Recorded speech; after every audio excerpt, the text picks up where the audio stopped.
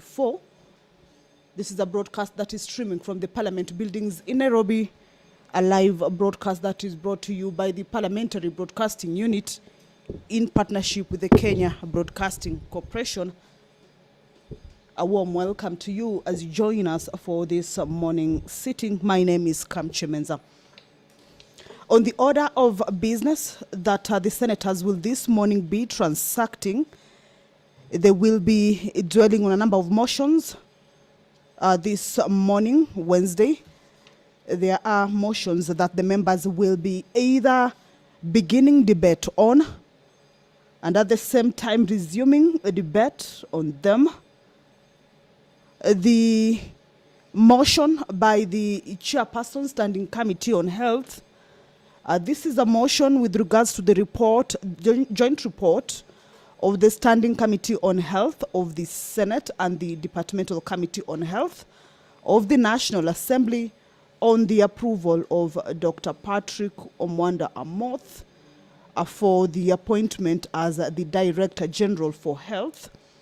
The committee or the joint committee is seeking to have the House adopt that particular report for the approval of Dr. Patrick Omwanda Amoth for appointment as the Director General for Health. Remember, the vetting for this particular nominee, that is Dr. Patrick Amoth, was done by a joint committee. This is the Health Committee from the Senate and the Health Committee from the National Assembly. And reports have been tabled before the House last week. You will understand that the National Assembly considered this particular report by the joint committee or health committees. And yesterday, that is on the Tuesday, the 6th of August, the year 2024, in the afternoon sitting, the senators also considered this particular motion, and members already debated on this particular motion with the majority giving a thumbs up to the joint committee report, which sought for the approval of Dr. Amoth to this particular position. So this morning debate will be resuming on this particular motion, but remember this point, it is a question that will be put for the motion to move to the next stage, that is being adopted by the House for the approval of the nominee for appointment as the Director General for Health. This morning also, the members of the Senate will be considering a motion on the National Assembly amendments to the Equalization Fund Appropriation number 2, a bill that is originating from the Senate.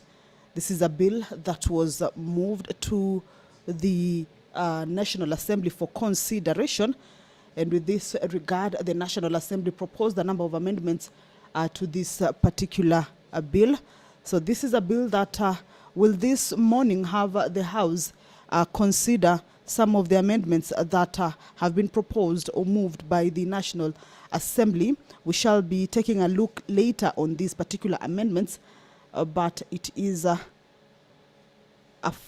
whole bill that with regards to the amendments that have been moved by the National Assembly, then the senators will be going clause by clause with regards to the amendments that have been moved to see whether they will be also agreeing with these amendments or accepting these amendments, or maybe they will be rejecting some of the amendments in the clauses.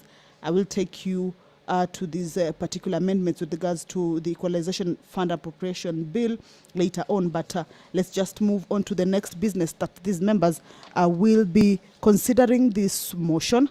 There is the motion with regards to the report of the Standing Committee on Finance and Budget on the Senate nominees on behalf of the county governments to the position of member of the Salaries and Remuneration Commission, commonly referred to as SRC. This is a motion that was moved by the Chairperson Standing Committee on Finance and Budget. And you will also recall that debate on this particular motion already started on the floor of the House on Tuesday, the 6th of August. having been presented by the Majority Whip, Honorable Boni Halwale, on behalf of the Finance Committee. But that is the Speaker of the Senate, as you can see, making his way to the chambers.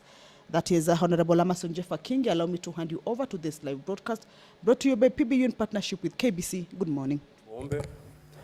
Mwenyezi Mungu, tutakusihi ututazame kwa neema nyingi na baraka. Sisi watumishi wako ambao umeridhika kutuita kwa nyadhifa za uongozi katika jamhuri hii yetu.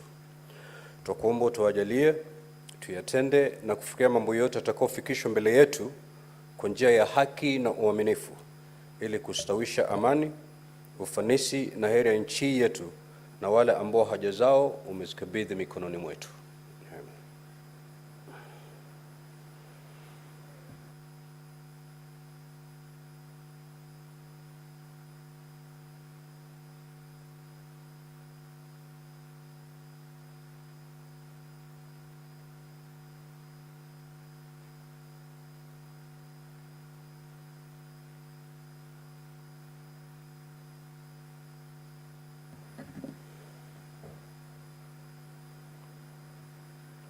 Clerk, do we have quorum?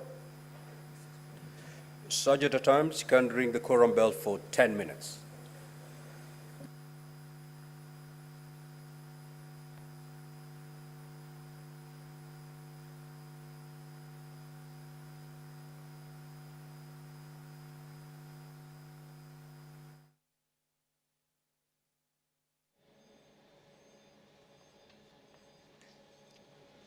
As provided for in the House standing orders, that is order number 39 and 40.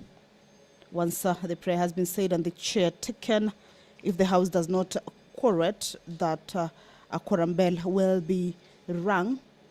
This is, of course, to pave way or give some allowance to the members who may be within the precincts of Parliament, but yet to make their way to the chambers to be able to do right just that. As you can see, clearly the House does not have members inside, or the required number of members inside. The bell will be on for 10 minutes. That will be the first round as provided for in the standing orders. If the quorum is not achieved at the lapse of those 10 minutes, a further 5 minutes will be on as how the Speaker will direct. And as provided for in the House standing order, if the quorum is not achieved at the lapse of the quorum bells, the 2 rounds of the quorum bell, then the sitting will be adjourned to the next. So what we will be seeing now until then, that is once the bell is off, then it will be members making their way into the chambers. The Sergeant at Arms are also keeping tabs with the members who will be making their way into the chambers, and once that number is achieved, then the House will, without any further delay, commence its business over the day, or for this morning, or for that matter. A debate on the report of the Standing Committee on Finance and Budget of the Senate nominees on behalf of the county governments to the position of members of the Salaries and Remuneration Commission, SRC, a motion that was moved by the Chairperson Standing Committee on Finance and Budget, and whose debate already began on the floor of the House on the 6th of August, that is a Tuesday, that is yesterday in the afternoon sitting.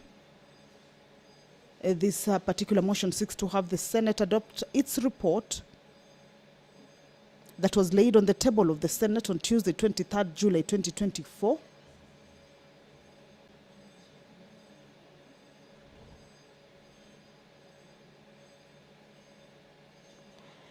And pursuant to the Article 232B of the Constitution and Section 7(2) of the Salaries and Remuneration Commission Act, recommend Ms. Lynette Washiali Muganda and Mr. Mohamed Aden Abdi to the Cabinet Secretary for the National Treasury and Planning for transmission to His Excellency the President for consideration for appointment to the position of member of the Salaries and Remuneration Commission. This is a motion that debate started on the floor of the House, with the members having reservations over the whole process, some of them agreeing with the report of the committee, but some holding some reservations that business was not concluded on the Tuesday afternoon sitting and was moved to this morning sitting, as having been directed by the Speaker yesterday in the afternoon sitting.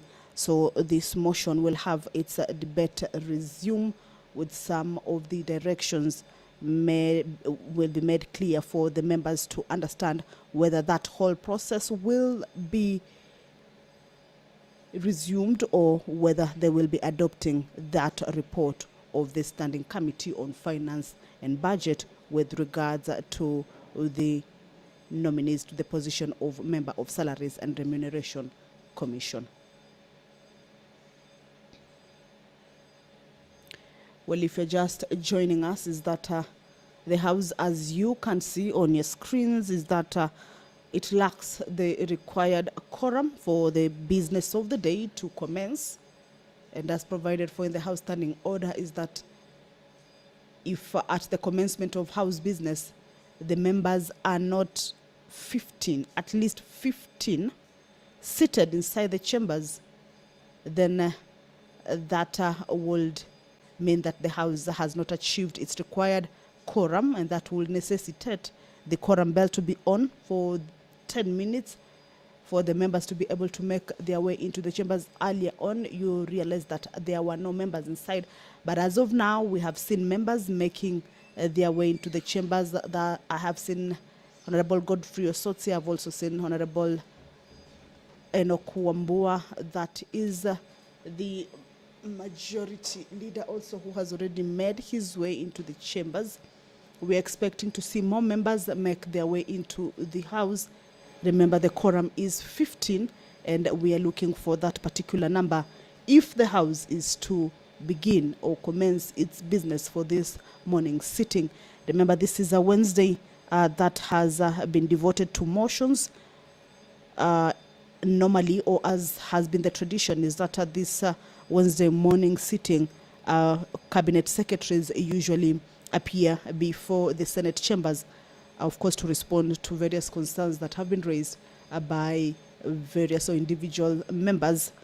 But you will recall that there was the issue of a dismissal of a number of cabinet secretaries who until now have been nominated and vetted, or have gone through the vetting process and are waiting for approval by the committee and the National Assembly House, and then that will give way to the presence of the cabinet secretaries at the cabinet, and that will mean that once the cabinet is set, then the members will be able to continue with the tradition of having the cabinet secretaries on the floor of the House for responding to various concerns as raised by the members. But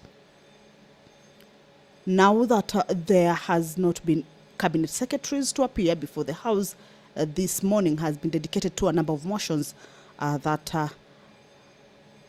have had their debate already kick off on the floor of the House, or they will also be beginning debate on them this morning. One of those motions include the motion on the report of the 66th Commonwealth Parliamentary Conference that was held in Accra, Ghana from 30th September to 6th October 2023. This is a motion that was moved by the Honorable Senator Professor Margaret Kamar, and this is a motion whose debate already started on the floor of the House. And this morning, members will be resuming debate on this particular motion.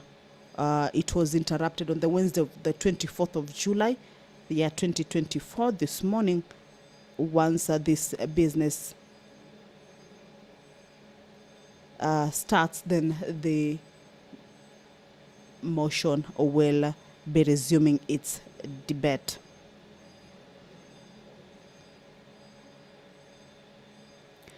The members of the Senate will also this morning consider the reports of the Select Committee on county public investments and special funds, on its consideration of the audit reports of various water service companies for the financial years 2018, 2019, 2019, 2020, and 2020, 2021.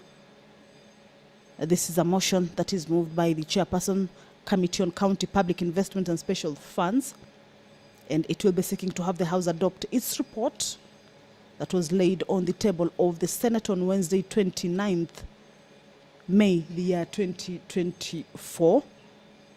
A look at some of these water service companies include the Busia Water and Sewerage Services Company Limited, the Iten Tabach Water and Sewerage Company Limited, Kirinyaga Water and Sanitation Company Limited. Honorable members be upstanding. There being no quorum, and having rung the bell pursuant to the provisions of Standing Order 42, the Senate stands adjourned until today, Wednesday, 7th of August 2024 at 2:30 p.m.